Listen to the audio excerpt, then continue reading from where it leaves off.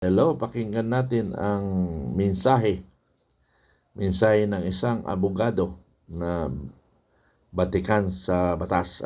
Pakinggan ninyo at marinig niyo.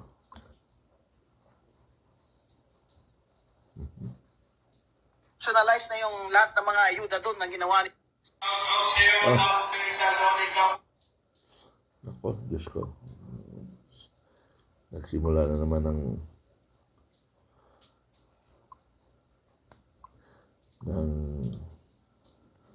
virus. Saksak ito sa dibdib ni BBM ang ginawa ng pinsan niyang Speaker of the House.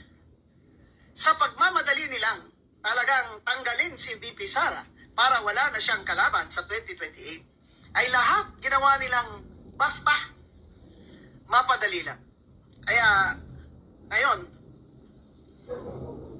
sasabihin pa ba niya ni Speaker na hindi siya sangayon at hindi sila papayag? Ngayon, wala siyang magawa dahil yung Senado, hindi niya uto-uto yan si Senate President Chis Escudero. Siyempre, sasabihin ni Senate President Chis Escudero, salita ng Supreme Court. Ano gagawin namin? Mas mataas pa ba kami sa Korte Suprema? Mas mataas pa ba ang House of Representatives under Speaker Romualdez sa Korte Suprema?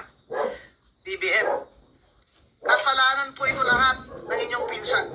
Kaya sana po tanggalin nyo na yan as Speaker. Diyan lang po nakakasama na talaga ng image niyo lalo eh.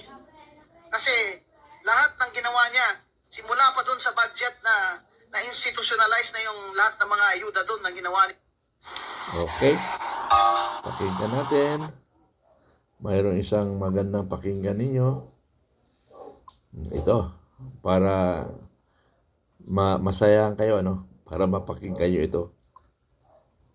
Do not trust with your future. Do not trust with your collective political power. Dahil uhaw na uhaw ang mga Marcos na yan ng kapangyarihan ng taong bayan. Hindi yan aalis. So I'll take up from yung sinabi ni Maestro Kaado Paglinawan, yung gera ni Marcos. 6 years akong katrabaho ang mag-asawa. Nagtrabaho ako sa kanila na walang bayad kahit piso. Dahil naniwala ako na tinaya sila ni Smartmatic noong 2016. Doon sa pakikipagtrabaho ko sa kanila, nalaman ko, personal knowledge ko yan, na tinutulungan sila ng gobyerno ng China. Tinutulungan sila. Yung ambassador dito, yun ang point man ng Chinese government para tumulong sa kanila. So nabuo si Lisa Marcos ng kumpanya na China-Philippine United Enterprise. Lahat ng mga incheck na papasok na negosyo dito sa Pilipinas, dadaan doon sa kanila at kikita sila ng komisyon. Tinulungan sila. Nga pala doon sa opisina ni Lisa Marcos, may Philippine flag ditong malaki, may Chinese flag dito sa kabila. Sa opisina yan ni Lisa Marcos. Dumadaan ako doon palagi. Nung nanalo na, lumuhod agad si Marcos sa Estados Unidos. Kumbaga sinaksak niya sa likod ang mga incheck na tumulong sa kanila sa 6 na taon. Kaya ayan, nagwala ang mga incheck. Galit na galit sa kanila dahil sobrang traidor ang mag-asawang ito. Kung makita ninyo mga kababayan, sa panahon ni President Duterte, walang barko ng Pilipinas na pinunggo ng mga incheck. Di ba ba? Walang naputulan ng daliri. Pero ngayon, bakit violente ang mga incheck sa atin? Hindi yan dahil galit sila sa Pilipino. Personal na galit nila yan kay Marcos. 6 na taon kaming tumulong sa'yo, tapos trinaitor mo kami. That's one story of betrayal. Pangalawa, si Pastor Kibuloy at SMNI. Noong panahon ng kampanya, tinulungan nila. Ito lang yung mainstream media na tumulong sa kanila, gumastos para sa kanila. Anong ginawa nila ngayon? Trinaitor din nila si Pastor Kibuloy at ang Kingdom of Jesus Christ. Ako ang ihimplo ng personal na pagtraidor ng mag-asawang ito. Kaya ulit-ulitin ko, kung si Lisa Marcos nasa harap ko lang, sinampal na kita kaliwat kanan, back to back. Dahil sobrang kapal ng mukha mo, Lisa Marcos, kaya ang tawag ko dito, creature from hell. Ako rin magbigay ng opinion. Sobrang kapal mo rin. First Lady, kapal mo. Ikaw yung nagde-decide lahat. Kaya lahat ng mga tumulong sa inyo, ginago nyo. Ginago nyo. Ikaw naman, BBM, gago ka rin. Sunod-sunuran ka sa asawa mo. Na kahit na sinisira ang Marcos, tuloy ka pa rin. Kaya gago ka rin, Pangulong Marcos. So, another pa na tayo, ano? Ito, mga opinion to para at least marinig nyo. Tingnan nyo ngayon, sila palang pro-China. Tapos nag-tridor. Ano ba yan? Ito, mas matindi ito, ano? Nananawagan ako sa lahat ng mga mambabatas na supporters ng pamilyang Duterte. Mga putang ina ninyo, gawin nyo ng legal ang pagnanakaw at korupsyon dito sa Pilipinas. Huwag nyo nang papanagutin si Sara Duterte. Nakakahiya naman sa inyo. Huwag kayong mag-alala. Andito kami mga taxpayers. Dudoblehin namin ang sipag. Dudoblehin namin ang pagkayod namin para meron kayong manakaw. Libreng-libre na kayong nakawin ang perang pinaghirapan namin. Huwag na kayong mahiya.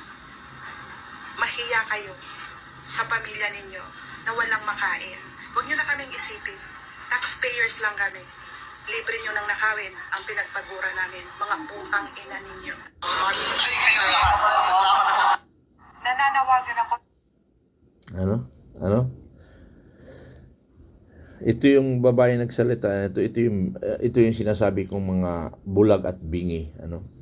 Nakikita nila ang butas ng karayom, pero butas ng palakol ay hindi nila nakikita. Mga gaga talaga ito, ano?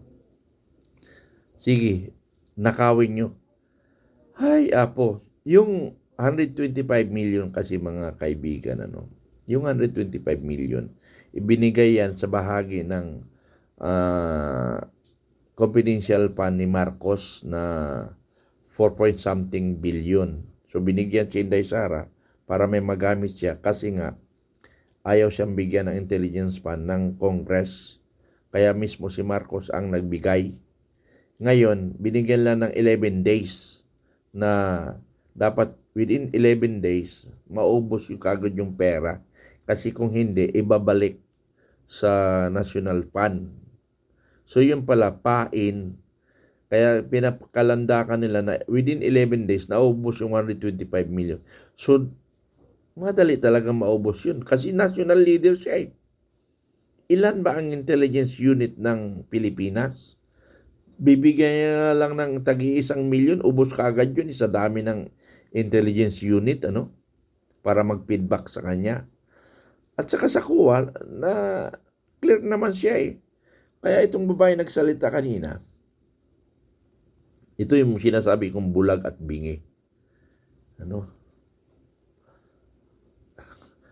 Yun na nga, sabi ko nakikita. Nasaan yung 2 billion ng Congress? 2 billion yun ha. Hindi million. 2 billion. Hindi may paliwanag. Ha? Ng Congress kung saan napunta. Yung 500 billion flood control. Yung 90 billion sa PhilHealth. Marami pang billion na usapin. Ito, focus lang sila sa isa para i-impeach. Kuwan naman. Inutil naman ang nagsalita nito. Anyway, opinion yan. Gago siya. Okay, may another pa akong nakuha. Ito.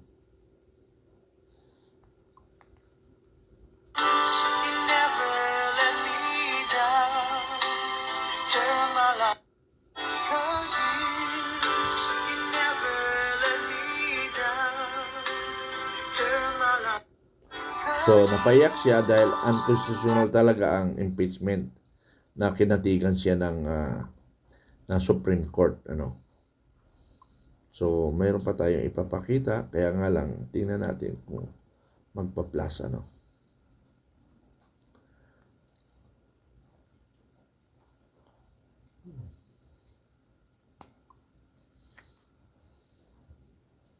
Ayaw lumabas.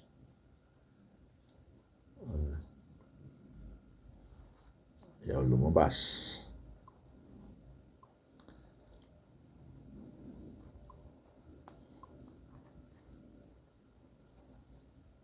Ayaw rin. So, ito yung nasa taas, ano. Mayroon kumontra kaagad yung Akbayan, ano. Akbayan Group. ng abogado na walang karapatan ng Supreme Court na maglitis bayan party list walang karapatan ang Senado lang ang pwede maglitis. Tingnan natin, ang constitutional nga yung sinabi, hindi makatarungan. So hindi naman sinabi na nagdesisyon yung korte, yung Supreme Court, kung hindi nagdesisyon na hindi ayon sa batas. Kaya tingnan natin kung nasa abogado naman yan, pagalingan ng abogado. No? So, pasensya na lang tayo. At maraming mga bugok rin sa Pilipinas na hindi alam kung ano yung pinagtatanggol. Anyway, at least maganda naman nangyari. Maraming salamat. Bye-bye.